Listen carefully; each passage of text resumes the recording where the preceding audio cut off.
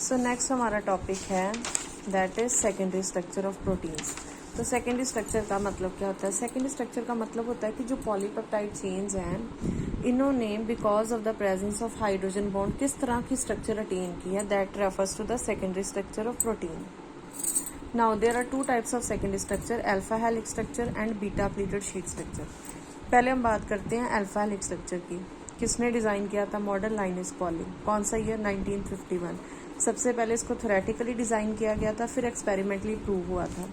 तो वो amino acids because of the presence of large R group क्या होता है, उनके बीच में जो पहला और चौथा अमाइनो एसिड है उसमें हाइड्रोजन बॉन्ड स्टार्ट हो जाता है between कार्बोनल group of first amino acid and NH group of second amino acid. तो ये जो हाइड्रोजन बॉन्ड है, ये जो सीधा स्ट्रेट पॉलीपेप्टाइड चेन है, इसको एक कॉइल की फॉर्म में, स्पाइरल की फॉर्म में कन्वर्ट कर देता है। और ये जो स्पाइरल है, ये कौन सा स्पाइरल होता है? It is right handed spiral, और इसको हम बोलते हैं right handed alpha helical structure. So this alpha helix structure, इसको हम क्या बोलते हैं? It is known as 3.613 helix. इसका मतलब होता है कि ये जो एक टर्न है, उस एक टर्न में अप्रॉक्सीमेटली 3.6 अमाइनो एसिड होते हैं, and due to the presence of hydrogen bond एक रिंग स्ट्रक्चर बन जाती है। और वो जो रिंग है इसमें कितने एटम्स होते हैं? There are present 13 atoms. अब ये जो दो टर्न्स होते हैं, यानी कि ये जो दो कॉइल्स होते हैं, ये मैंने उल्टा बना दिया, दिस इज राइट हैंडेड। तो ये जो दो कॉइल्स हैं इनके बीच में डिस्टेंस कितना होता है? 5.4 एंगस्ट्रॉम। नाउ ये जो हेलिकल स्ट्रक्चर है दो तरह से हो सकती है, right handed and left handed. हमारे केस में जो प्रोटीन्स हैं they are always right handed because right handed alpha helix structure is more stable. दूसरी चीज, प्रोटीन्स किसकी बनी हुई है? अमाइनो एसिड की। तो अमाइनो एसिड की कॉन्फ़िगरेशन कौन सी होती है? Capital L। D and L configuration में से अमाइनो एसिड की कॉन्फ़िगरेशन होती है L, और जो शुगर्स होती हैं, जो कार्बोहाइड्रेट्स होते हैं, उनकी क्या कॉन्फ़िगरेशन होती है? Capital D। So right handed alpha helix structure is more stable. So right-handed alpha helix structure is more stable. So therefore we can say that polypeptide chain, they turn in clockwise direction, which is known as right-handed helical structure. इसकी example है alpha keratin and fibrous protein. So यहाँ पे for example this is a right handed alpha helical structure, और ये show होती है C double bond O और NH के बीच में, जहाँ जहाँ पर भी ये क्या है? हाइड्रोजन बॉन्ड्स है। अब हम आते हैं toward second category which is beta pleated sheet structure. So next category is beta pleated sheet structure. किसने डिजाइन की थी? Linus Pauling. Same scientist, same year. अब इसमें जो बीटा प्लीटेड शीट स्ट्रक्चर होती है, it is basically a zigzag structure, right. और कौन सा बॉन्ड प्रेजेंट है? हमने स्टार्टिंग में ही बोला था, हाइड्रोजन बॉन्ड होता है दोनों स्ट्रक्चर में। और ये इसमें फॉर एग्जांपल ये जो फ्लैट जिगजैग स्ट्रक्चर है, it is basically a flat sheet होती है।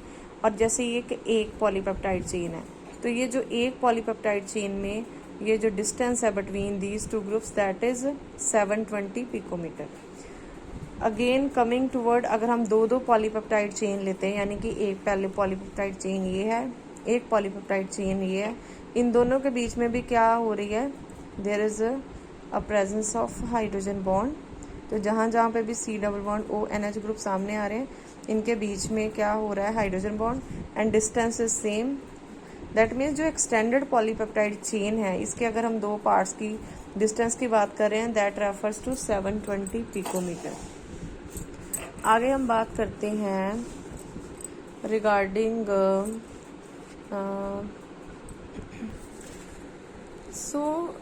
इन this flat sheet structure which is known as beta pleated sheet structure, जो रिपीट डिस्टेंस है between two amino acid, that is 720 picometre और 7.2 angstrom.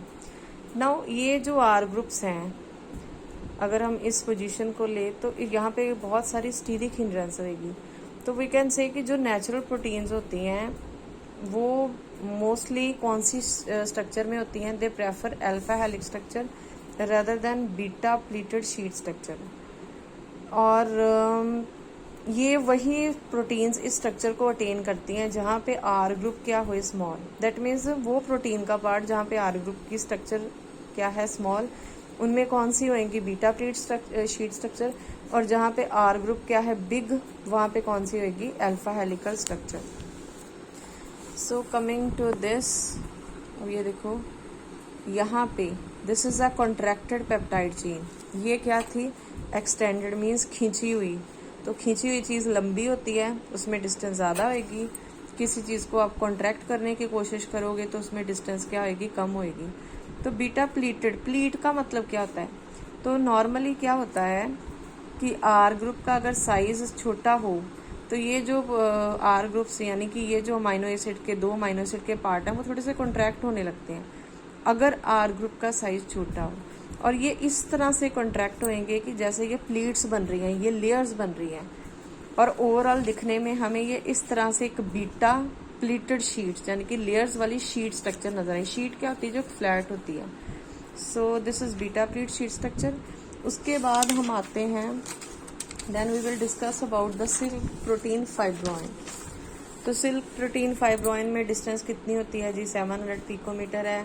फिर उसमें बताया जाता है कि उसके कौन कौन से अमाइनो एसिड प्रेजेंट है। Next we will discuss about कि ये जो बीटा प्लीटेड शीट स्ट्रक्चर होती है ये 2 तरह की हो सकती है, one is parallel and other is anti parallel. तो पैरेलल स्ट्रक्चर वो होती है जिसमें अगर 2 पॉलीपेप्टाइड चेन चल रही हैं तो दोनों कॉर्नर पे अगर कार्बन कार्बन है तो यहाँ पे भी क्या होगा एन एन, मीन्स बोथ जो टर्मिनल रेजिड्यूज होते हैं सी और एन वो सेम पैरेलली रन करते हैं, उसको हम कहते हैं parallel beta pleated sheet structure. और इसकी एग्जांपल है जो हेयर में प्रोटीन प्रेजेंट होती है keratin. Next is anti parallel. तो एंटी पैरेलल ये है कि अगर यहाँ पे सी है एक पॉलीपेप्टाइड चेन का तो दूसरी तरफ यहाँ पे एन होएगा और इधर सी होएगा। दैट मीन्स कि जो बोथ सी टर्मिनल और एन टर्मिनल होते हैं they run in the opposite direction. So this is parallel, this is anti parallel. So next thing is कि प्रोटीन जो होती है दैट मे हैव और may not have same secondary structure through out the chain. For example ये एक protein की structure हो सकता है, कुछ पार्ट उसमें अल्फा हेलिक्स होए, फिर कुछ बीटा प्लीटेड, और कुछ पार्ट ऐसा भी हो सकता है जिसके कोई प्रॉपर सेकेंडरी स्ट्रक्चर नहीं है, दैट इज उसको हम कहते हैं रैंडम कॉइल। अब हम बात करते हैं next regarding tertiary structure. Tertiary का मतलब होता है कि प्रोटीन ने अपने आप को ओवरऑल किस तरह से प्रेजेंट कर रही है इन 3D। In 3D means in 3 dimensional structure. Next is that हम 2 प्रोटीन्स की बात करेंगे। First is fibrous, second is globular protein. जो फाइब्रस प्रोटीन होती हैं उसमें तीनों की तीनों डायमेंशन में सेम ही सेकेंडरी स्ट्रक्चर रिपीट होती है, और ग्लोबुलर प्रोटीन में सेम नहीं होती है। फॉर एग्जाम्पल अल्फा कैराटीन जो हेयर में होती है, वूल में होती है, तो ये जो इसमें जो सेकेंडरी स्ट्रक्चर है ये अपने आप को इस तरह से अरेंज करती है इन फाइब्रस प्रोटीन कि ओवरऑल इसकी एक शेप आती है। जैसे कि फॉर एग्जांपल दिस, जैसे हमने बात की कि हेयर कैराटीन, तो जैसे बालों की ओवरऑल अगर हम देखें शेप इस तरह से होती है, राइट। सो ये है example of tertiary structure of fibrous protein. Now coming to globular protein, जैसे हमने अभी बात की थी कि कुछ प्रोटीन ऐसी होती हैं जिनमें कुछ अल्फा हेलिक्स है, कुछ बीटा प्लीटेड है और कुछ में रैंडम कॉइल है, तो वो किनकी होती है that is regarding globular protein. But overall because of the presence of hydrogen bond, disulphide bond, ये किस तरह की इसको शेप दे देंगी, यानी कि इसको ओवरऑल एक स्फेरिकल सी फॉर्म आ जाएगी, एक स्फेरॉइड शेप आ जाएगी जो ग्लोबुलर प्रोटीन होती है। और हमने पढ़ा है कि ग्लोबुलर प्रोटीन में इस तरह से होता है कि जो बाहर वाला पार्ट होता है दैट इज पोलर और जो अंदर वाला पार्ट होता है that is non polar. So that is regarding tertiary structure this. अब हाँ जी, अब टर्शरी स्ट्रक्चर को किस मेथड से बताया जा सकता है, XRD।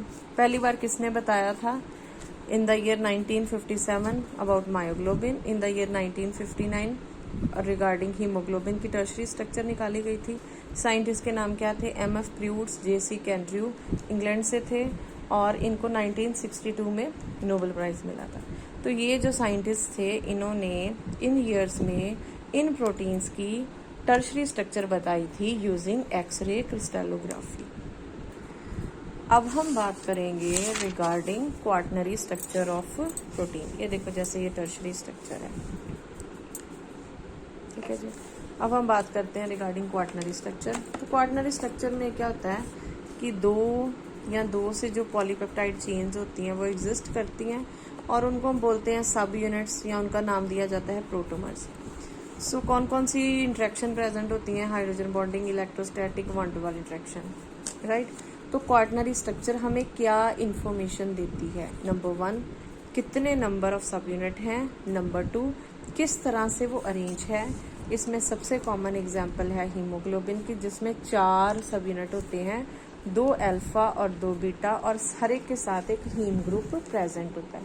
So this is the quaternary structure of haemoglobin. Next topic is denaturation और रीनेचुरेशन ऑफ प्रोटीन। डी का मतलब होता है टूटना और री का मतलब होता है दोबारा किसी चीज़ का बनना। प्रोटीन्स आर हाईली सेंसिटिव, थोड़ा सा टेम्परेचर चेंज करो, पीएच चेंज करो, तो ये क्या हो जाती है इनकी डीनेचुरेशन। तो डीनेचुरेशन में बेसिकली क्या होता है कि जो ग्लोबुलर प्रोटीन है that is converted into fibrous protein. Globular protein की अपनी नेचर क्या होती है? It is soluble. तो basically soluble protein is converted into insoluble protein. और जब इस तरह से होता है तो जो प्रोटीन्स होती हैं उनकी बायोलॉजिकल एक्टिविटी क्या हो जाती है? It is actually lost, right. For example, सबसे कॉमन एग्जाम्पल एग एल्ब्यूमिन। जब हम एग लेते हैं तो उसमें जो एल्ब्यूमिन होती है वो सॉल्युबल होती है, लिक्विड स्टेट में होती है। जैसे उसको हीट किया जाता है तो it get converted into insoluble part. Now denaturation क्या करती है? डीनेचुरेशन से जो प्रोटीन की प्राइमरी स्ट्रक्चर है वो रिटेन रहती है। तो कौन सी स्ट्रक्चर ब्रेक हो जाती है? Secondary and tertiary. अब हमने पढ़ा डीनेचुरेशन, तो इसी तरह से होता है रीनेचुरेशन। रीनेचुरेशन का मतलब प्रोसेस को रिवर्स करना। इसका मतलब क्या है? To retain its secondary and tertiary structure, to recover its biological activity. So that's all about denaturation of proteins.